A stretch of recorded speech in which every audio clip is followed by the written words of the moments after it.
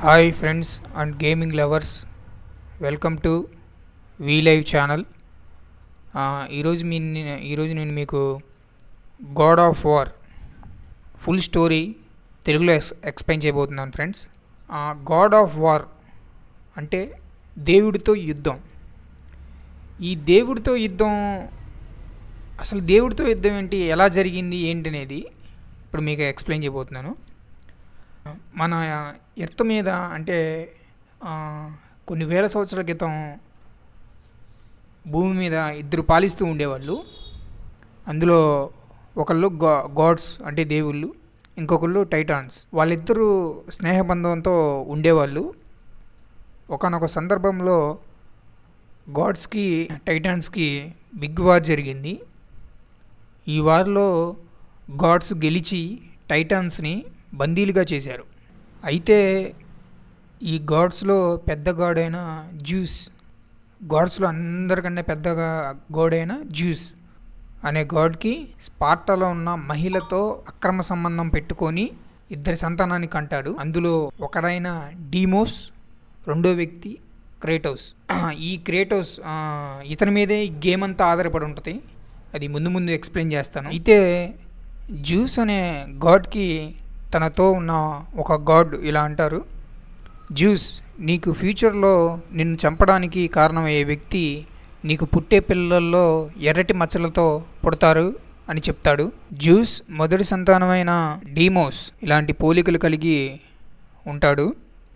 అప్పుడు జ్యూస్ అనే God Aries అనే గాడ్కి అతన్ని తీసుకురమ్మని చెప్తాడు, ఆజ్ఞాపిస్తాడు. అయితే యారిస్ డీమోస్ అనే పిల్లాడిని అక్కడి నుంచి తీసుకువస్తుండగా క్రేటోస్ అనే వ్యక్తి అంటే డీమోస్ వాళ్ళ తమ్ముడు, రెండో అక్రమ సంతానం, రెండో కొడుకు జ్యూస్కి, క్రేటోస్ అనే వ్యక్తి అది చూసి జ్యూస్ అనే తన తండ్రి మీద పగ పెంచుకుంటాడు. అప్పుడు క్రేటోస్ కూడా డీమోస్ లాగా తన శరీరం పైన ఎర్రటి మచ్చలను వేయించుకుంటాడు. క్రేటోస్ అనే వ్యక్తి అంటే గుండుగాడు ఈ ఎర్రటి మచ్చలతో ఎందుకుంటాడనే దానికే ఇదే ఎగ్జాంపుల్. కాకపోతే జ్యూస్ అనే గాడ్ని చంపాలంటే మామూలు విషయం కాదు. ఎన్నో యుద్ధ విద్యలు నేర్చుకోవాలి, అలాగే ఎన్నో పవర్స్ కావాలి. అంటే ఇది స్పార్టన్లో ఉన్న ప్రతి ఒక్క వ్యక్తి యుద్ధంలో ఆరితేరిపోయి ఉంటారు. అలాగే క్రేటోస్ కూడా స్పార్టాన్లో తిరుగులేని యుద్ధ వీరుడిగా తయారయ్యి స్పార్టాకి నాయకుడిగా వహిస్తాడు. తర్వాత ఎంతో మందిపై పెద్ద యుద్ధాలు చేసి గెలుస్తాడు. ఒకానొక టైంలో బార్బేరియన్స్తో యుద్ధం చేస్తుండగా స్పార్టాన్స్ అందరూ చనిపోతారు. ఓన్లీ బార్బేరియన్ నాయకుడు మాత్రమే మిగిలి ఉంటాడు. ఆ నాయకుడి చేతిలో క్రేటోస్ కూడా చనిపోయే పరిస్థితికి వస్తాడు. అప్పుడు స్పార్టాన్స్ అందరూ దేవుడిగా కొలిచే యారిస్ని, అంటే స్పార్టాన్ ప్రజలందరూ దేవుడిగా కొలిచే యారిస్ని క్రేటోస్ హెల్ప్ అడుగుతాడు. నన్ను రక్షించు, నా లైఫ్ మొత్తం నీకే అంకితం అని చెప్తాడు క్రేటోసు. నువ్వు ఏది చెప్తే అదే చేస్తానంటాడు క్రేటోసు. యారిస్ తన మాటను ఆలకించి బార్బేరియన్స్ అందరినీ చంపడానికి క్రేటోస్కి ఒక వరం ఇస్తాడు. ఆ వరం ఏమిటో కాదు, కత్తులు, చైన్స్తో కూడిన కత్తులు అతని చేతులకి ఫిక్స్ చేస్తాడు. ఆ కత్తులతో బార్బేరియన్ని ఈజీగా చంపేస్తాడు. ఇకపోతే యారిస్ ఎవరిని చంపమని ఆదేశిస్తే వాళ్ళని చంపుకుంటూ పోయేవాడు ఈ క్రేటోస్. ఎందుకంటే క్రేటోస్ని యారిస్ రక్షించాడు కాబట్టి అతను చెప్పిందల్లా చేసుకుంటూ పోతాడు. ఒక సమయంలో యారిస్ ఇలా ఆలోచిస్తాడు, క్రేటోస్కి ఫ్యామిలీ ఉంది కదా, ఏదో ఒక టైంలో ఫ్యామిలీ గురించి ఆలోచిస్తూ యుద్ధంలో వీక్ అయిపోవచ్చు, అంటే యుద్ధంలో ఓడిపోవచ్చు. ఇలా అయితే కష్టం కదా. అందుకని క్రేటోస్కి యారిస్ ఒక గ్రామంపై యుద్ధం చేయమని చెప్తాడు. అప్పుడు క్రేటోస్ ఆ గ్రామంలో ఉన్న వ్యక్తిని చంపుకుంటూ పోతూ తన వైఫ్ని, తన పిల్లల్ని కూడా చంపేస్తాడు. తర్వాత క్రేటోస్కి తెలుస్తుంది యారిసే ఇదంతా చేసింది అని. యారిసే ఇదంతా ప్లాన్ చేసి నా ఫ్యామిలీని దూరం చేస్తే నేనంతా స్ట్రాంగ్గా ఉంటానని ఇలా ఆలోచించి చేశాడని తర్వాత క్రేటోస్కి తెలుస్తుంది. అప్పుడు తన ఫ్యామిలీ చావుకి కారణమైన యారిస్ని ఎలాగైనా చంపాలనుకుంటాడు క్రేటోస్. ఇక్కడ నుంచే అసలైన గాడ్ ఆఫ్ వార్ అంటే ఏంటనేది మీనింగ్ ఇక్కడ నుంచి అర్థమవుతుంది.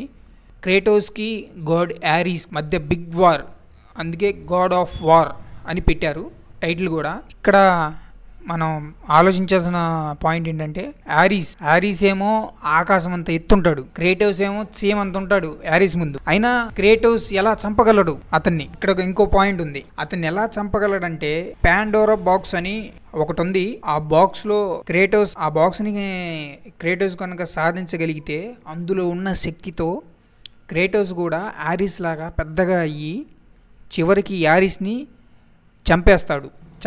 చంపడానికి అవకాశం ఉంది, ఫుల్ చాయిస్ ఉంది చంపేస్తాడు కూడా. ఈ పాండోరా బాక్స్ అనేది క్రోనోస్ అనే వ్యక్తి గాడ్ చేతిలో బందీ కాబడిన వ్యక్తి. గాడ్స్కి టైటాన్స్కి యుద్ధం జరిగింది కదా, అందులో టైటాన్స్ బందీలు కాబడ్డాడుగా. ఆ టైటాన్స్లో ఒకడైన క్రోనోస్ బందీ తన క్రోనోస్ ఈప్ మీద సామ్రాజ్యమే ఉంటుంది. ఆ సామ్రాజ్యంలో ఎక్కడో అసలు చాలా పజిల్స్ అవన్నీ దాటుకుంటూ వెళ్తే ఎక్కడో చిన్న ఒక మూలలా ఉంటుంది పాండోరా బాక్స్ అనేది. ఆ క్రోనోస్ వీప్ మీద ఉన్న ఆ సామ్రాజ్యం అసలు మామూలు సామ్రాజ్యం కాదు, చాలా పెద్ద బిగ్ సామ్రాజ్యం అది క్రేటోస్ ఎలాగైనా దాన్ని బయటికి తీసుకొని వస్తాడు. అది ఎలా బయటికి తీసుకువచ్చాడో మీరు మొత్తం చూడాలనుకుంటే గాడ్ ఆఫ్ వార్ నేను మొత్తం ఫుల్ గేమ్ని నేను అప్లోడ్ చేశాను నా ఛానల్లో ఫ్రెండ్స్. చూడండి ఫ్రెండ్స్, గాడ్ ఆఫ్ వార్ 4 పార్ట్లుగా మొత్తం ఫుల్ స్టోరీ, ఫుల్ గేమింగ్ని నేను అప్లోడ్ చేశాను. మీరు కావాలంటే నేను మీకు లింకులు కూడా డిస్క్రిప్షన్లో ప్రొవైడ్ చేస్తాను ఫ్రెండ్స్. ఒకసారి చూడండి, ఎక్సలెంట్గా ఉంటుంది, ఎక్సలెంట్ స్టోరీ, ఎక్సలెంట్ గేమ్. ఇది friends God of war 1 story. మీకు నచ్చిందని అనుకుంటున్నాను ఫ్రెండ్స్. మీలో ఎవరైనా గాడ్ ఆఫ్ వార్ గేమ్ ఆడాలనుకుంటే కింద కామెంట్ సెక్షన్లో పెట్టండి. నేను ఎలా డౌన్లోడ్ చేసుకోవాలి, ఫ్రీగా ఆడుకోవచ్చు సిస్టంలో, పీసీలో.